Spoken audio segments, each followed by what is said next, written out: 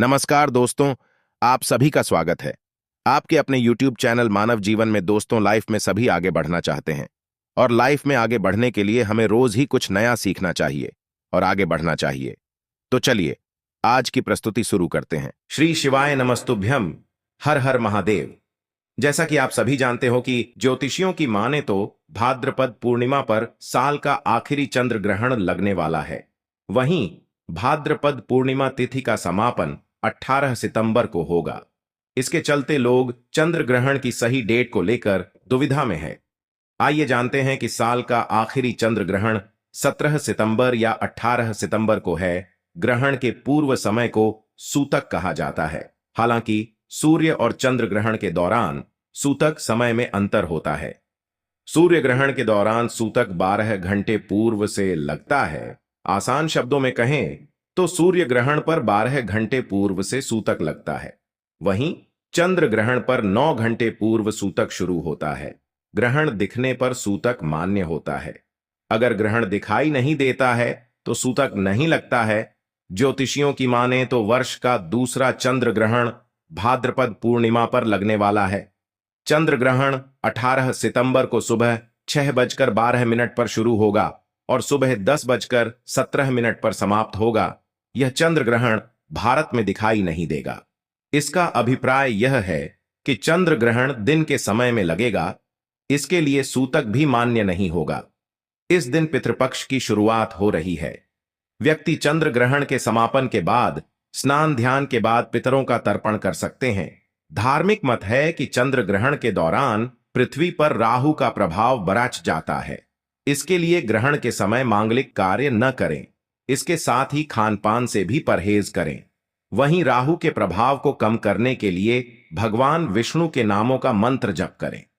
चंद्र ग्रहण समापन के बाद स्नान ध्यान कर पूजा पाठ करें। दोस्तों, इस दिन आप 11 चावल दाने का उपाय भी कर सकते हो। जानते हैं कुछ विशेष उपाय के बारे में। श्री शिवाय नमस्तुभ्यम, हर हर महादेव। दोस्तों, आप सभी लोग जानते हैं कि 18 सितंबर 2024 को पड़ रहा है साल का सबसे बड़ा चंद्र ग्रहण और इस दिन पूर्णिमा तिथि भी लग रही है। साथ में इसी दिन से श्राद्ध पक्ष भी चालू हो रहा है। और दोस्तों, ये जो पूर्णिमा है पितृपक्ष महीने में पड़ने वाली सबसे बड़ी पूर्णिमा है, क्योंकि यह बुधवार के दिन पड़ रही है और इसका बहुत ही बड़ा और विशेष महत्व होता है। पूज्य गुरु जी ने कहा है कि अगर कभी भी मौका लग जाए और श्राद्ध महीने की पूर्णिमा तिथि पड़ जाए तो आप लोगों को 11 चावल के दाने का उपाय तो अवश्य ही करना चाहिए, क्योंकि पूर्णिमा और प्रथम दिन का संयोग बहुत कम आता है। और इसी के साथ में गुरु जी ने अपनी शिव पुराण कथा में बताया है कि इस दिन आपको 11 चावल दाने का उपाय तो आपको अवश्य ही करना चाहिए, क्योंकि ऐसा दिन पूरे साल में सिर्फ एक ही बार आता है। और दोस्तों, आप सभी लोग जानते हो कि बुधवार पूर्णिमा का अगर सबसे बड़ा कोई उपाय है तो वो 11 चावल के दाने वाला उपाय है। तो दोस्तों, इस बुधवार पूर्णिमा के दिन आप लोगों को इस 11 चावल के दाने वाले उपाय को जरूर करना है। बहुत सारे लोग होंगे जिन लोगों ने इस उपाय को ना किया हो, मतलब पूरा साल निकल गया, उन्होंने किसी भी दिन इस 11 चावल के दाने वाले उपाय को ना किया हो। पर दोस्तों, आपके पास एक आखिरी मौका बचा हुआ है जो कि 18 सितंबर के दिन है। तो इस दिन आप लोगों को इस वाले उपाय को जरूर कर लेना है। भले ही आपने पूरे महीने भर इस उपाय को ना किया हो, पर अगर आपने इस श्राद्ध महीने के बुधवार पूर्णिमा के दिन अगर इस वाले उपाय को कर लिया तो आपको इस उपाय को करने का वो फल मिलेगा जिसकी आपने कभी कल्पना भी नहीं करी होगी। इसीलिए आप लोग इस वाले उपाय को एक बार जरूर कर लेना है, ताकि आप लोगों के हाथ से यह मौका ना जा सके और आपको इस उपाय को करने का फल मिल सके। दोस्तों, यह उपाय पंडित जी ने अपनी अभी की ही श्री शिव महापुराण की कथा में बताया है। जिस उपाय को आज हम आपको बहुत अच्छे से समझाने वाले हैं। इस वीडियो को देखने के बाद इस उपाय को समझने के लिए आपको कोई और वीडियो को देखने की जरूरत नहीं पड़ेगी। तो चलिए दोस्तों, उपाय को शुरू करते हैं। देखिए, यह इस श्राद्ध पक्ष महीने के बुधवार पूर्णिमा के दिन यह इतना खास होता है, इतना महत्वपूर्ण होता है। देखा गया है कभी कभी बड़े बड़े पूजा पाठ अनुष्ठान से जो मनोकामना पूर्ण नहीं होते, वो श्राद्ध महीने की पूर्णिमा के दिन एक छोटे से उपाय करने से ही आपकी मनोकामना पूर्ण हो जाती है। और बहुत सारे लोगों ने इस उपाय को किया भी है। और उनको इस उपाय को करने का फल भी जरूर मिला है। अगर आप लोग भी इस उपाय को करना चाहते हैं तो आप इस उपाय को पहले अच्छे से समझ लेना, सुन लेना, उसके बाद करना। आपको इस उपाय का फल जरूर मिलेगा और इस उपाय को कर लेने से आपके घर में चाहे किसी भी प्रकार की दुख और समस्या क्यों ना चल रही हो, आपको उसका कारण भी नहीं पता है कि भाई यह समस्या किस कारण से चल रही है। उसका कुछ भी कारण हो सकता है, जैसे पितृदोष हो सकता है या किसी भी तरह का मंगल दोष भी हो सकता है। तो इस दिन आप लोगों को यह वाला उपाय कर लेना है। यह एक ऐसा उपाय है जिस उपाय को अगर किसी विशेष दिन पर किया जाए तो भाई उस विशेष दिन का जो है वह तो हमें मिलता ही मिलता है, पर हमने उस दिन पर इस उपाय को किया है तो हमें उससे भी बड़ा फल मिलता है और फल बहुत जल्दी मिलता है, क्योंकि आप इस उपाय को बहुत ही बड़े और विशेष दिन पर कर रहे हो। तो चलिए अब उपाय के बारे में बात करते हैं, लेकिन उससे पहले आप लोगों को यह जानना आवश्यक है कि आखिर यह उपाय किस समय करना है, किसको करना है और कैसे करना है। तो चलिए हम आगे आपको वीडियो में एक एक करके बता देते हैं, लेकिन उससे पहले अगर आप लोग हमारे चैनल पर पहली बार आए हैं या फिर मेरी आवाज आज पहली बार सुन रहे हैं तो हमारे चैनल को सब्सक्राइब जरूर कर लेना और इस वीडियो को लाइक करके कमेंट बॉक्स में श्री शिवाय नमस्तुभ्यम ओम नम शिवाय जरूर टाइप कर देना। तो दोस्तों, इस 11 चावल के दाने वाले उपाय को हमें इस बुधवार पूर्णिमा के दिन कैसे करना है, किसको करना है, किस समय करना है और कहां पर करना है, ये सारे सवालों के जवाब आपको इस वीडियो में मिल जाएंगे। और जो ये वीडियो देखेगा भाई उसको 11 चावल के दाने वाला उपाय जरूर करना चाहिए, क्योंकि इस दिन एक चावल के दाने का भी बहुत ही बड़ा और विशेष महत्व होता है। और जब बात आ जाए 11 चावल के दाने की तो ये सोने पे सुहागा वाली बात हो जाती है और ये एक बहुत ही बड़ा उपाय हो जाता है इस बुधवार पूर्णिमा का। तो अब दोस्तों, इस 11 चावल के दाने वाले उपाय को आखिर करना किसको है, सबसे पहले हम लोग वो बात जान लेते हैं। तो देखो, घर की जो बड़ी माताएं बहनें होती हैं, उन माताओं बहनों में से कोई भी एक बड़ी माता बहन इस वाले उपाय को कर सकती है। और दोस्तों, अगर आप चाहें तो अपने घर में से सभी सदस्यों को भी इस उपाय को करवा सकते हैं। अगर किसी व्यक्ति की खुद की कोई मनोकामना है, खुद की कोई दुख और परेशानी है जो कि वह अपने लिए ही करना चाहता है इस वाले उपाय को, तो वह खुद अपने लिए भी कर सकता है। बाकी अगर कोई घर में से ऐसा है जो कि अपने पूरे घर परिवार की सुख और शांति के लिए ये वाला उपाय करना चाहता है तो भाई वह भी कर सकता है, उसमें भी कोई दिक्कत वाली बात नहीं है। कहने का मतलब यह है कि इस उपाय को हर एक सदस्य भी कर सकता है और पूरे घर परिवार के सदस्य के लिए घर की बड़ी माताओं बहनों में से कोई एक माता बहन भी कर सकती है। माताएं बहनें अगर घर में उपस्थित न हो या वो यह वाला उपाय न कर पा रही हो तो फिर घर का कोई बड़ा सदस्य भी इस 11 चावल के दाने वाले उपाय को कर सकता है, चाहे फिर वह पुरुष ही क्यों ना हो, उसमें कोई भी दिक्कत वाली बात नहीं है। अब दोस्तों, इस 11 चावल के दाने वाले उपाय को हमें करना कहां पर है? हमें इसे शिव जी के मंदिर में जाकर करना है। बहुत सारे लोग प्रश्न करते हैं हर एक उपाय को करते समय क्या हम इस उपाय को घर पर कर सकते हैं? तो इस वाले उपाय को आप घर पर नहीं कर सकते हो। इस वाले उपाय को करने के लिए आपको शिव जी के मंदिर ही जाना पड़ेगा।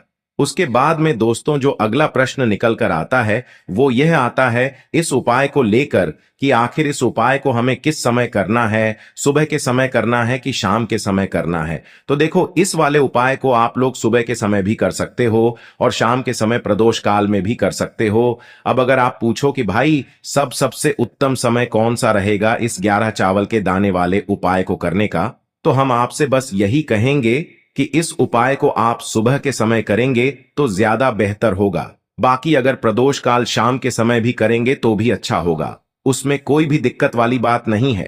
तो अब दोस्तों, जो अगली सबसे बड़ी और महत्वपूर्ण बात आती है वो यह आती है कि सुबह अगर हम उपाय को करेंगे तो हमें कितने बजे से लेकर कितने बजे तक के बीच में करना है, और शाम के समय प्रदोष काल में करेंगे तो हमें कितने बजे से लेकर कितने बजे के बीच में करना है। तो देखो, सुबह जितनी जल्दी हो सके आप उपाय को करने की कोशिश करना। बाकी अगर किसी कारणवश लेट भी हो जाओ, थोड़ी देर भी हो जाए, तो 10 या 11 बजे तक भी आप उपाय कर लेना, पर 12 बजे से ज्यादा देरी न हो।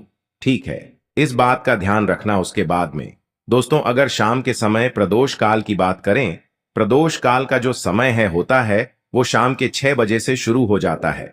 मतलब शाम के 6 बजे से लेकर 7 बजे के बीच का जो समय होता है, ये समय प्रदोष काल का समय होता है। पर अभी जो मौसम चल रहा है, इस मौसम में जो है शाम बहुत देरी से होती है। तो आप इस उपाय को 7 या 8 बजे के बीच में भी कर सकते हो। मतलब शाम के 6 बजे से रात 8 बजे के बीच में आप कभी भी इस वाले उपाय को कर सकते हो। उसमें कोई भी दिक्कत वाली बात नहीं है।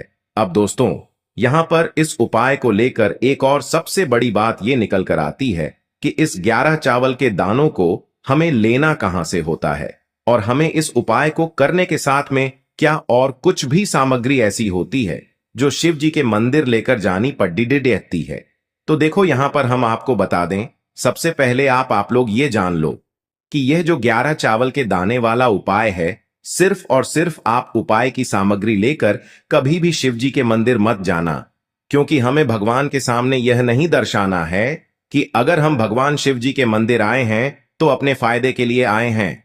तो इसलिए जो भी पूजन सामग्री है, उपाय सामग्री है, 11 चावल के दाने, इसके साथ में आपको पूजन सामग्री भी जरूर लेकर जाना है। देखो, अगर सुबह के समय उपाय कर रहे हो तो सीधी सी बात है, 1 लोटा जल तो आप लेकर जाओगे ही जाओगे। वही 1 लोटा जल अगर मिट्टी का जल हो तो बहुत अच्छा रहेगा। मिट्टी का जल कैसे बनाया जाता है, इसके लिए हमने पहले से बहुत सारी वीडियोस बना दी है।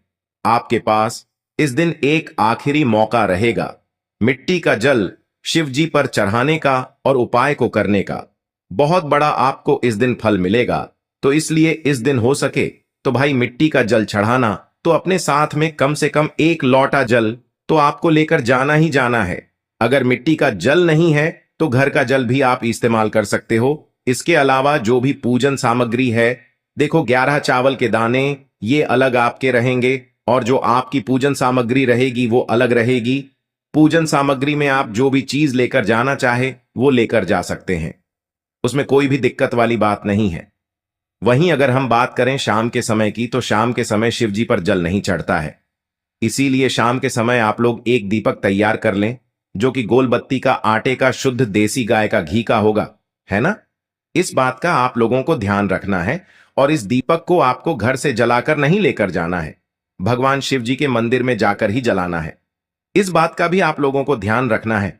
अब दोस्तों, यहां पर हमें इस बात को समझना है कि यह 11 चावल के दाने हमें लेना कहां से है।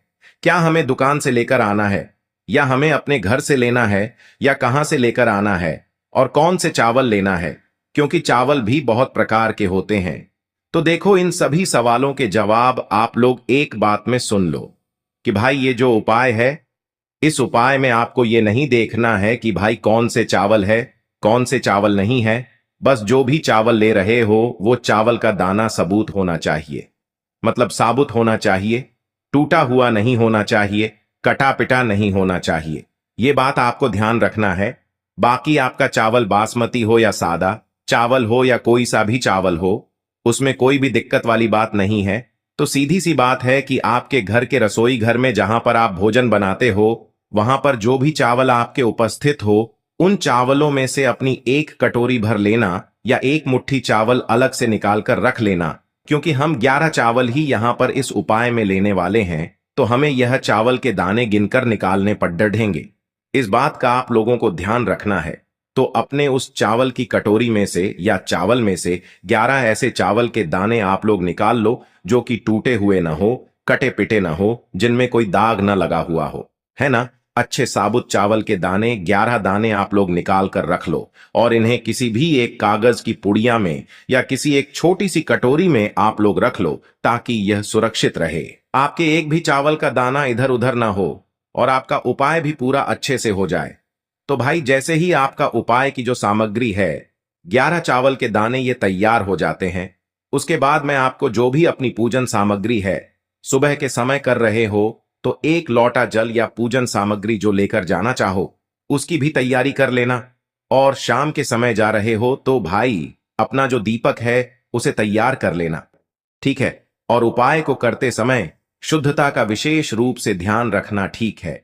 सुबह सुबह स्नान करने के बाद ही उपाय को करने की आप लोग तैयारी करना। उसके बाद अगर शाम के समय की बात करें तो शाम के समय आपको स्नान करने की जरूरत नहीं है, पर शुद्धता का ध्यान रखना है। आपको स्नान तो नहीं करेंगे, आप हाथ मुंह धोकर भी इस वाले उपाय को शाम के समय प्रदोष काल में कर सकते हैं। इसमें कोई दिक्कत वाली बात नहीं है। तो आप अपने उपाय की पूरी सामग्री तैयार करके आपके पास ही में जो आपका शिव मंदिर हो वहां पर पहुंच जाइए। सबसे पहले शिव मंदिर में जाकर आप लोगों को उपाय नहीं करना है, पहले भगवान के दर्शन करना है, भगवान से आशीर्वाद प्राप्त करना है, फिर शिव जी की शिवलिंग के पास में आना है। शिवलिंग के पास में आने के बाद आप जो पूजन सामग्री लेकर आए हुए हैं, जैसे कि सुबह गए हुए होंगे तो एक लोटा जल और जो भी पूजन सामग्री लेकर आए हैं आप उनसे भगवान शिव जी की पूजन कीजिए। सबसे पहले तो एक लोटा जल ही चढ़ेगा, उसके बाद में आपकी पूजन सामग्री चढ़ेगी। उसके बाद में अगर दोस्तों शाम के समय अगर आप इस उपाय को कर रहे हो तो अपने साथ में कम से कम एक जो दीपक है गोल बाती का जो आप अपने साथ में लेकर गए हो, उस दीपक को मंदिर में जाकर अपनी माचिस से जलाना है और उस दीपक को शिवलिंग के पास में रखना है। ठीक है, इस दीपक को रखने के बाद ही आप लोगों को अपना ये वाला उपाय शुरू करना है। और दीपक को ज्यादा पास में मत रखना, वैसे भी गर्मी पड़ रही है, भगवान शिव जी को आंच नहीं लगनी चाहिए, है ना। तो भाई जैसे ही आपकी पूजा अर्चना हो जाती है आप भगवान शिव जी को प्रसन्न कर लेते हैं। उसके बाद में शिवलिंग के पास ही में आप कहीं पर बैठ जाइए, सामने या आसपास जिस जगह पर आपको बैठना हो वहां पर बैठ जाइए और अपने वह 11 चावल के दाने अपने सामने निकाल कर रख लीजिए, क्योंकि अब यहां पर उपाय को यहां पर करने की आपको तैयारी करना है। और इस तरीके से जब आप उपाय करेंगे, पूजन सामग्री करने के बाद, पूजन अर्चना करने के बाद, तो आपको उपाय का फल बहुत जल्दी और बहुत बढ़ा होकर मिलेगा। तो अपने 11 चावल के दाने अपने सामने निकाल कर रख लेना। और यह जो उपाय है यह आपकी सीधे हाथ की हथेली से होगा, इसलिए इस बात का भी विशेष रूप से ध्यान रखना है। तो सीधे हाथ की हथेली का प्रयोग करके ही आप लोग अपना इस वाले उपाय को करना। पर अपने सामने जो भी आपकी कागज की पुड्डियां है उसको खोल कर रख लो, या कटोरी है तो भाई उसे अपने सामने रख लो और अपने वह 11 चावल के दाने निकाल लो। ठीक है, उसके बाद में दोस्तों अब आपको क्या करना है कि शिवलिंग आपके सामने होगी, तो आपने वह 11 चावल के दाने एक एक करके आपको शिव जी के शिवलिंग के ऊपर चढ़ाना है। कहां पर चढ़ाना है? शिवलिंग के ऊपर चढ़ाना है, और कहीं पर भी नहीं चढ़ाना है। आपको अपने हथेली से तो शिवलिंग के ऊपर चढ़ना है, भले ही फिर वो अपने आप जलाधारी पर गिर जाए या मतलब वहीं पर गिर जाए, उसमें कोई दिक्कत वाली बात नहीं है, पर आप चढ़ाओ शिवलिंग के ऊपर ही। तो आपको क्या करना है, अपना पहला चावल का दाना उठाना है, श्री शिवाय नमस्तुभ्यम बोलना है और शिवलिंग पर चढ़ा देना है। इसी तरीके से दूसरा चावल का दाना उठा है, शिवलिंग पर चढ़ाना है और मंत्र बोल देना है। और फिर तीसरा चावल का दाना उठाना है, श्री शिवाय नमस्तुभ्यम बोलना है और चढ़ा देना है। इसी प्रकार से आपको पूरे 11 चावल के दाने एक एक करके शिव जी के शिवलिंग के ऊपर चढ़ाना है और भगवान से प्रार्थना करते जाना है। मतलब प्रार्थना तो आपको आखिरी में करना है, पर हर एक चावल के दाने को चढ़ाते समय श्री शिवाय नमस्तुभ्यम जरूर बोलना है। उसके बाद ही में यह चावल का दाना शिवलिंग के ऊपर आपको चढ़ाना है। जैसे ही आपके 11 चावल के दाने शिवलिंग के ऊपर चढ़ जाते हैं, तो भाई उसके बाद में आपको क्या करना है, भगवान से अपनी मनोकामना बोलना है। मनोकामना भी कब बोलना है? जब आपका 11 चावल का दाना आपके सीधे हाथ की हथेली में हो और आप उसे चढ़ाने के लिए जा रहे हो। श्री शिवाय नमस्तुभ्यम बोलकर उस आखिरी चावल के दाने को शिवलिंग के ऊपर चढ़ा देना और भगवान से फिर अपनी वह मनोकामना बोल देना, जिस मनोकामना के लिए आप लोग अपना यह वाला उपाय कर रहे हो, जिस भी दुख और परेशानी के लिए आप लोग अपना यह वाला उपाय कर रहे हो। उसके बाद में जैसे ही आप अपनी मनोकामना बोल देते हो, आपका यह वाला उपाय पूरा हो जाता है। पर दोस्तों उपाय को करने के बाद आप लोगों को 2 मिनट भगवान शिव जी के मंत्र का जाप जरूर करना है। और मंत्र का जाप करने के बाद भगवान से एक और बार प्रार्थना करना है अपनी मनोकामना के लिए, या अपनी जो भी दुख और परेशानी है उसके लिए। इसके बाद में आप लोग भगवान को देखकर, भगवान से प्रार्थना करके, उनसे आशीर्वाद लेकर वहां से उठ सकते हैं और अपने घर पर जा सकते हैं। बस दोस्तों यहां पर यह वाला उपाय पूरा हो जाता है। इस तरीके से जो भी व्यक्ति छोटी छोटी चीजों का ध्यान रखते हुए इस 11 चावल के दाने वाले उपाय को करेगा, निश्चित सी बात है उसे उसकी मनोकामना जल्द ही पूर्ण होगी और जो भी दुख और परेशानी है वो भी बहुत ही जल्दी दूर होंगे। और दोस्त आज के लिए बस इतना ही इस वीडियो में दी गई जानकारी। अगर आपको अच्छी लगी हो तो प्लीज हमारे चैनल मानव जीवन को सब्सक्राइब करें, लाइक करें और हमारे वीडियो में अंत तक बने रहने के लिए धन्यवाद।